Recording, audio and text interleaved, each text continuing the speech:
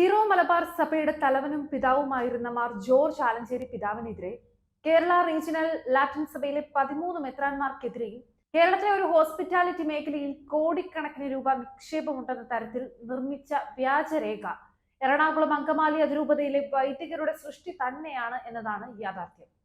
വൈദികർ നിർമ്മിച്ചിട്ടുള്ള വ്യാജരേഖയെ സംബന്ധിച്ചും അതിന്റെ ഗൂഢാലോചനയിലും സീറോ മലബാർ സഭയിലെ 2 പിതാക്കന്മാർക്ക് നേരിട്ടും ഒരു പിതാവിന് ഭാഗികമായും അറിവുണ്ടായിരുന്നു എന്നതാണ് രേഖകൾ പുറത്തു വരുമ്പോൾ നമുക്ക് മനസ്സിലാകുന്നത്.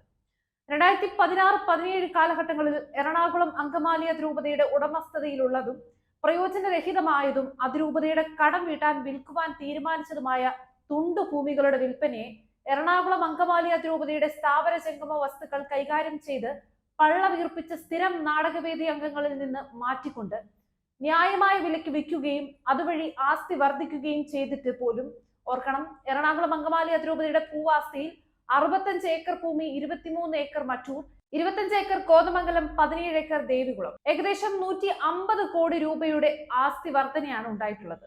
ആ കച്ചവടത്തെ വിവാദമാക്കി തനിക്കാക്കി വെടക്കാക്കുക എന്ന പരിപാടിയാണ് ഈ മാഫിയയ്ക്ക് കഴിഞ്ഞ കാലഘട്ടങ്ങളിൽ നേതൃത്വം നൽകിയിട്ടുള്ള ഒരു സഹായ മെത്രാനും അദ്ദേഹത്തിന്റെ അനുചരന്മാരായ ചില വൈദികരും പുറമെ നിന്നുകൊണ്ട് വിവാദ സഹായ മെത്രാനെ സഹായിച്ചുകൊണ്ടുള്ള ചില പ്രൊഫഷണലുകളും ചേർന്ന് ഉണ്ടാക്കിയിട്ടുള്ള വ്യാജരേഖ.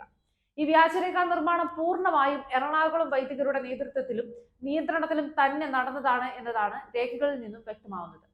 തുണ്ടുഭൂമി കച്ചവടത്തെ വിവാദമാക്കുവാൻ എറണാകുളം വൈദികർ ഉപയോഗിച്ച അൽമായരിൽ ഒരാൾക്കും ഈ വ്യാജരേഖ നിർമ്മാണത്തിൽ പങ്കില്ല എന്നത് യാഥാർത്ഥ്യമാണ്.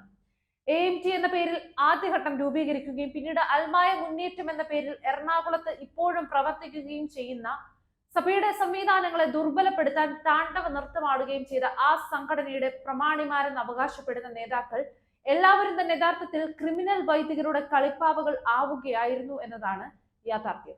ആലഞ്ചേരി പിതാവ് എറണാകുളം അങ്കമാലി അതിരൂപതയുടെ സ്വത്ത് വിറ്റ് സ്വന്തം സമ്പാദ്യമാക്കി മാറ്റിയെന്ന് വ്യാജരേഖകളുടെ അടിസ്ഥാനത്തിൽ ആദ്യഘട്ടത്തിൽ തെറ്റിദ്ധരിപ്പിച്ച് കൂടെ നിർത്തിയ അൽമായരെ പിന്നീട് ആരാധനാക്രമത്തിന്റെ പേരിലും ഫ്രാങ്കോ പിതാവിനെതിരെയുള്ള ആരോപണത്തിന്റെ മുന്നിലും നിർത്തിക്കൊണ്ട് വ്യാജരേഖകൾ കൊടുത്തുകൊണ്ടും സാമ്പത്തികമായി ബുദ്ധിമുട്ടുള്ള മുൻനിര പോരാളികൾക്ക് കുപ്രസിദ്ധമായ ചില മേഖലകളിൽ നിന്നുള്ള സാമ്പത്തിക സമാഹരണം കൊടുത്തുകൊണ്ടുമാണ് യഥാർത്ഥത്തിൽ അവരെ കൂടെ നിർത്തിയിട്ടുള്ളത്.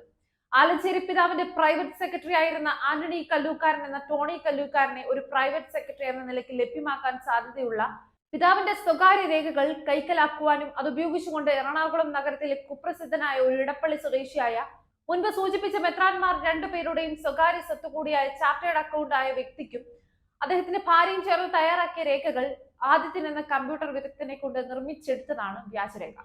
ഈ പറയുന്ന വ്യക്തികളുമായി 2017 മുതൽ 19 വരെ നടന്ന ഇമെയിൽ ട്രാൻസാക്ഷനുകളും ഫോൺ രേഖകളും ലഭ്യമാണ്.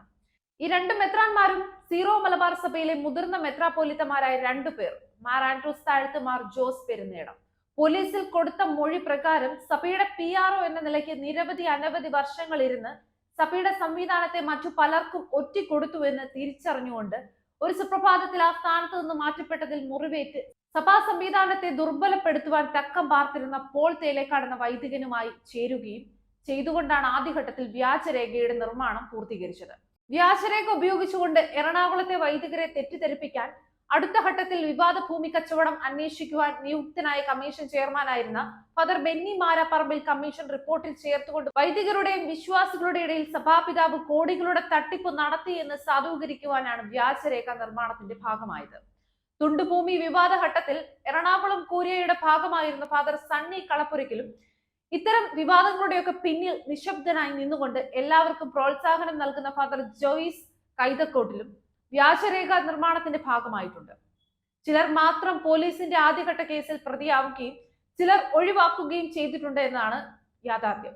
മാർ ജേക്കബ് മാനത്തോടത്ത് എറണാകുളം അങ്കമാലി അതിരൂപതയുടെ അഡ്മിനിസ്ട്രേറ്ററായി വന്നതിന് ശേഷം റോമിന്റെ നിർദ്ദേശത്തിന് വിധേയമായി സ്വതന്ത്രമായ ഓഡിറ്റിംഗിന് നിയമിച്ച കമ്പനിയുടെ പ്രതിനിധിയെ തെറ്റിദ്ധരിപ്പിക്കുവാൻ ഫാദർ കുര്യാക്കോസ് മുണ്ടാടൻ എന്ന പ്രസ്തുത വ്യാജരേഖ ഉപയോഗിച്ചിട്ടുണ്ട് എന്നുള്ളത് പോലീസ് ഫാദർ കുര്യാക്കോസ് മുണ്ടാടൻ കൊടുത്ത മൊഴിയിൽ നിന്നും വ്യക്തമാക്കി. KPMG എന്ന സ്ഥാപനം അന്താരാഷ്ട്ര സ്ഥാപനമാണെങ്കിലും ഇന്ത്യയിലെ ഡയറക്ടർമാരിൽ ഒരാളാണ് ഫാദർ ബെന്നി മാരാപ്പറമ്പിൽ എന്ന വ്യാജരേഖ കേസ് പ്രതിയായ വൈദികൻ ജ്യേഷ്ഠന്റെ മകൻ എന്നുള്ളത് കൂടി മനസ്സിലാക്കുമ്പോൾ ഇതിന്റെ ഗൂഢാലോചന എത്ര ആഴത്തിലുള്ളതാണെന്ന് നമുക്ക് ഊഹിക്കാവുന്നതാണ്. വ്യാജരേഖ കേസും തുണ്ടുഭൂമി വിവാദവും ഉയർത്തിക്കൊണ്ട് സീറോ മലബാർ സഭയുടെ സംവിധാനത്തെയും സഭാപിതാക്കന്മാരെയും അട്ടിമറിക്കാൻ നടത്തിയ ഗൂഢാലോചനയുടെ വിവരങ്ങൾ ഇനിയും തുടരും.